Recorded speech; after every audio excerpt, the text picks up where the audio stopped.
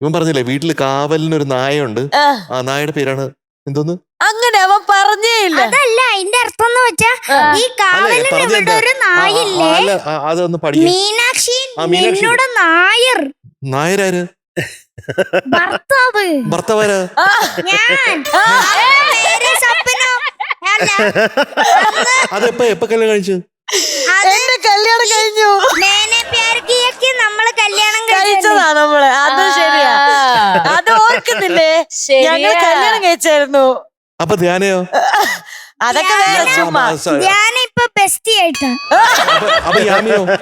യാമി കല്യാണം, എനിക്ക് 2 കല്യാണം ഭാര്യകളുണ്ട്. ഒരു ഭാര്യ ഞാൻ, എന്റെ ഏറ്റവും ഭാര്യ മീനാക്ഷി ചേച്ചി. Okay okay. അസിസ്റ്റന്റ് ഭാര്യ യാമി. അല്ല, നിനക്ക് ഏത് ഭാര്യയാണ് ഏറ്റവും ഇഷ്ടം? ഓം നമഃ ശിവായ.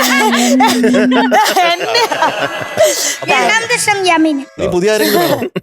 പുതിയ ആരിനും വേണ്ട. വേണ്ട, ഇവർ രണ്ടും മതി. മതി. ഇനി ഞാൻ കെട്ടാൻ പോണത് ആര്യ ചേച്ചിനെ. ഇനി ആര് ചേച്ചി ഞങ്ങളുടെ ടീമിലോട്ട് വാ. അതെ. അപ്പൊ ഇത് രണ്ടാമത്തെ അസിസ്റ്റന്റോ? അല്ല, മൂന്നാമത്തെ മൂന്നാമത്തെ അസിസ്റ്റന്റ്. അപ്പൊ ആര്യ ചേച്ചിയുടെ ഭർത്താവ് എന്ത് ചെയ്യും? ആര്യ ചേച്ചി കല്യാണം കഴിച്ചോ? കല്യാണം കഴിച്ചു. അറിഞ്ഞില്ലായിരുന്നോ? അതറിഞ്ഞില്ലേ? ഞാൻ അറിഞ്ഞില്ല. സോറി, എന്നാ പറ്റില്ല. അഭിഷേക് ചേട്ടനാ. ചോദിക്കേണ്ടി വരും അഭിഷേക് ചേട്ടനോട്. സുന്ദരൻ ചേട്ടനല്ലേ? സുന്ദരൻ ചേട്ടനാ. അതെ അതെ. അപ്പൊ പിന്നെ ആര്യ ചേച്ചി വിട്ടേക്ക്.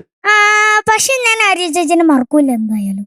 എന്തായാലും മറക്കൂല ചേച്ചി. കല്യാണം കഴിക്കുന്നില്ല. പക്ഷെ ഭയങ്കര സങ്കടമായി, ബ്രേക്കപ്പ് ആയി.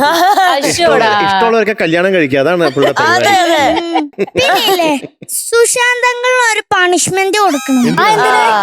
ഈ സുശാന്തങ്ങളില്ലേ, ഗുഡ് മോർണിംഗിന് പാടുന്ന പാട്ട് ഗുഡ് നൈറ്റിന് പാടിച്ചു.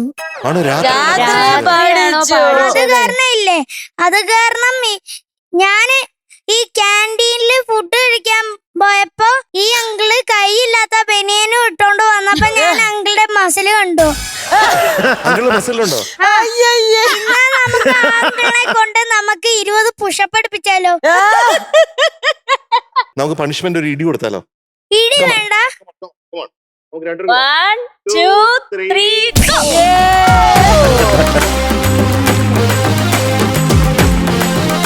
ഇനി വേല കയ്യില്ലാതെ എടുക്കുന്നോ?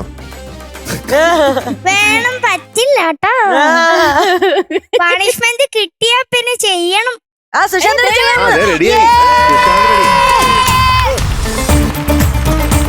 കൈയില്ലാത്ത ബനിയൻ ഇട്ടോണ്ട് അത്രയായി.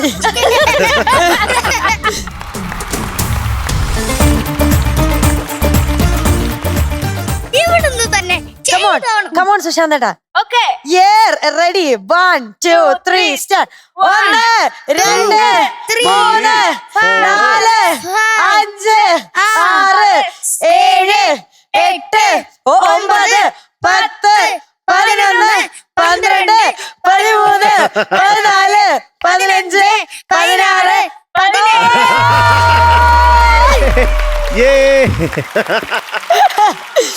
സുശാന്തേട്ടാ. പക്ഷെ അത് തീരെ പ്രതീക്ഷിച്ചില്ല കേട്ടോ.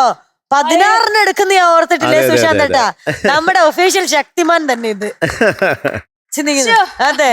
അല്ല, ആദ്യമായിട്ടാണ് ഒരു മ്യൂസീഷ്യൻ, ഒരു എക്സ്ട്രോണറി മ്യൂസീഷ്യൻ സ്വന്തമായിട്ട് കായിക ബലം തെളിയിക്കുന്നു. ജിമ്മില് പോയി പുഷപ്പ് എടുക്കുന്ന ആളാ ഇത്. പക്ഷെ മസിൽ കണ്ടില്ല.